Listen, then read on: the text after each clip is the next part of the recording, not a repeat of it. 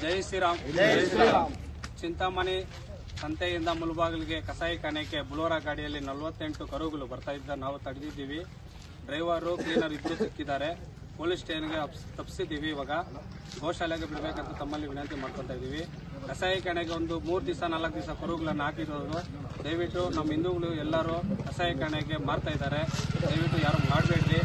ಹಾಲು ಕುಡಿಯೋ ಕರುಗಳು 3 ಕರುಗಳು ಅದರಲ್ಲಿ ತೀರೋಗಿದೆ. ಇನ್ನು 45 ಕರುಗಳು ಹೆಚ್ಚು ಕಮ್ಮಿಯಲ್ಲಿದೆ. ಅವನ್ನು ಗೋಶಾಲೆಗೆ ಬಿಡಬೇಕಂತ ತಮ್ಮಲ್ಲಿ ವಿನಂತಿ ಮಾಡ್ಕೊತಾ ಇದ್ದೀವಿ. ಜೈ ಶ್ರೀರಾಮ್. ಮನೆ ಮಾತಾಡ್ರ.